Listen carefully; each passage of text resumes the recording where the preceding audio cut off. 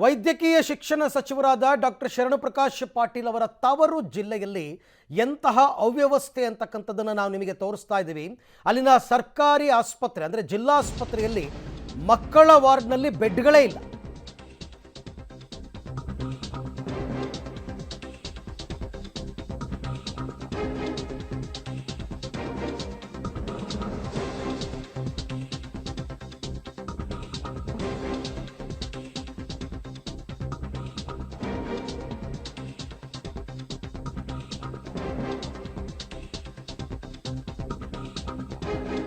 ವೈದ್ಯಕೀಯ ಶಿಕ್ಷಣ ಸಚಿವರಾದಂತಹ ಶರಣಪ್ರಕಾಶ್ ಪಾಟೀಲ್ರು ಅವರ ತವರು ಜಿಲ್ಲೆ ಕಲಬುರಗಿಯ ಪ್ರತಿಷ್ಠಿತ ಜಿಮ್ಸ್ನಲ್ಲಿ ಬೆಡ್ಗಳ ಕೊರತೆ ಹೆಂಗೆ ಕಾಣ್ತಾ ಇದೆ ಅಂದರೆ, ನವಜಾತ ಶಿಶು ವಾರ್ಡ್ ಅಂತ ಇರುತ್ತಲ್ಲ, ಮಕ್ಕಳು ಈಗ ತಾನೇ ಹುಟ್ಟಿರ್ತಕ್ಕಂಥ ಮಕ್ಕಳ ವಾರ್ಡು, ಆ ವಾರ್ಡ್ನಲ್ಲಿ ಬೆಡ್ಗಳ ಕೊರತೆ.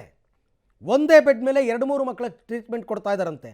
ಅದು ಏನು ಬೇರೆ ಬೇರೆ ಕಾಯಿಲೆಗಳು, ಸಾಂಕ್ರಾಮಿಕ ರೋಗಗಳಿರ್ತಕ್ಕಂಥ ಮಕ್ಕಳನ್ನು ಒಂದೇ ಬೆಡ್ ಮೇಲೆ ಮಲಗಿಸಿ ಟ್ರೀಟ್ಮೆಂಟ್ ಕೊಡ್ತಾ ಇರ್ತಕ್ಕಂಥ ಸ್ಥಿತಿ ಎಕ್ಸ್ಕ್ಲೂಸಿವ್ ದೃಶ್ಯ ಪಬ್ಲಿಕ್ ಟಿವಿಗೆ ಲಭ್ಯವಾಗಿದೆ. ತಾವೀಗ ಗಮನಿಸ್ತಾ ಇದ್ದೀರಾ.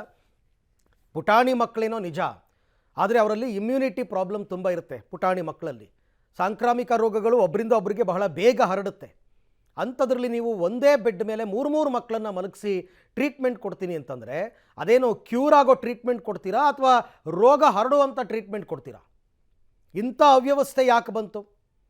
ನಾನು ಸರ್ಕಾರವನ್ನು ಟಾರ್ಗೆಟ್ ಮಾಡಿ ಹೇಳ್ತಾ ಇಲ್ಲ, ಯಾಕೆಂತಂದರೆ ಈ ಅವ್ಯವಸ್ಥೆ ಕಾಂಗ್ರೆಸ್ ಸರ್ಕಾರ ಬಂದ ಮೇಲೆ ಆಯಿತು ಅಂತ ಅಲ್ಲ, ಹಿಂದಿನಿಂದಲೂ ಇದೆ ಅಂತ ಅನಿಸುತ್ತೆ.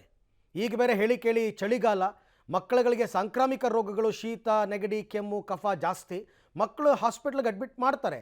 ಬಟ್ ನೀವು ಸೂಕ್ತ ವ್ಯವಸ್ಥೆನೇ ಕಲ್ಪಿಸ್ಕೊಟ್ಟಿಲ್ಲ.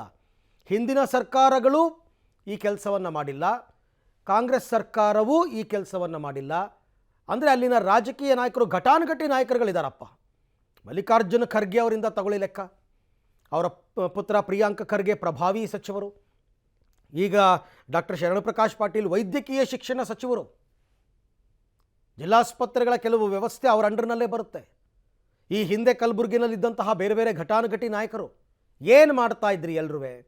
ಒಂದು ಜಿಲ್ಲಾಸ್ಪತ್ರೆಗೆ ನೀವು ಅನುದಾನವನ್ನು ಕೊಟ್ಟು ವ್ಯವಸ್ಥೆಯನ್ನು ಸರಿಪಡಿಸಲಿಲ್ಲ ಅಂತಂದರೆ ಅದು ಫಂಡಮೆಂಟಲ್ ಬೇಸಿಕ್ ನೀಡ್. ಅದು ಬಡ ಜನರು ಪಾಪ ಜಿಲ್ಲೆಯ ಮೂಲೆಗಳಿಂದ ಬಂದಿರ್ತಾರೆ, ಅವ್ರಿಗೆ ಖಾಸಗಿ ಆಸ್ಪತ್ರೆಗಳಲ್ಲಿ ಟ್ರೀಟ್ಮೆಂಟ್ ತಗೊಳ್ಳೋದಕ್ಕಾಗಲ್ಲ, ಅಷ್ಟೊಂದು ದುಡ್ಡು ಖರ್ಚು ಮಾಡೋಕ್ಕಾಗಲ್ಲ. ಹಾಗಂತ ಗೌರ್ನಮೆಂಟ್ ಹಾಸ್ಪಿಟ್ಲಿಗೆ ಬರ್ತಾರೆ, ಜಿಮ್ಸ್ನಲ್ಲಿ. ಆಮೇಲೆ ಜಿಮ್ಸ್ ಏನು ಸುದ್ದಿ ಆಗ್ತಿರೋದು ಇದೇ ಮೊದಲನೇನಲ್ಲ, ಈ ಹಿಂದೆನೂ ಕೂಡ ಭಾರಿ ಅವ್ಯವಸ್ಥೆಗಳ ಬಗ್ಗೆ ಎಲ್ಲ ನಾವು ವರದಿ ಮಾಡಿದ್ದೀವಿ, ಆದರೂ ಸರಿಪಡಿಸ್ಕೊಂಡಿಲ್ಲ. ಹೋದ ಶನಿವಾರ ಅಡ್ಮಿಟ್ ಮಾಡಿದಿತ್ತು ರೀ, ಅಲ್ಲಿಂದು ಇಲ್ಲಿ ತನಕ ಏನು ರೆಸ್ಪಾನ್ಸ್ ಇಲ್ಲ. ಬರೀ ಬೆಡ್ಡೇ ಖಾಲಿ ಇಲ್ಲ, ಬರೀ ಒಂದ್ರ ಮ್ಯಾಗ ಒಂದು ಬೆಡ್ನಾಗ 2 ಹುಡುಗರಿಗೆ ಹಾಕ್ತಾರೆ ರೀ. ಆಯ್ತು, ಆಮೇಲೆ ಕೇಳೋಣ ನಿಮ್ಗೆ ಇರೋದಿತ್ತು ಇರ್ರಿ, ಇಲ್ಲಿಂದ್ರೆ ಹೋಗಿಬಿಡ್ರಿ ನೀವು ಬೇರೆ ಕಡೆ ಅಂತಾರೆ ರೀ. ಒಬ್ರಿಗೊಬ್ಬರು ಎಲ್ಲರೂ ಒಂದು ಟೈಪ್ ಬೇರೆ ಟೈಪೇ ಮಾತಾಡ್ತಾರೆ ರೀ.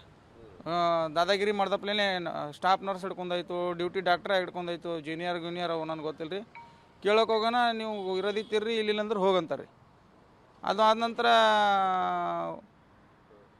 ಮತ್ತು ಏನು ಬರೆದು ಕೊಟ್ಟರು ಇಂಜೆಕ್ಷನ್ ಎಲ್ಲ ಹೊರಗಿಂದೇ ಬರೆದು ಕೊಡ್ತಾರೆ.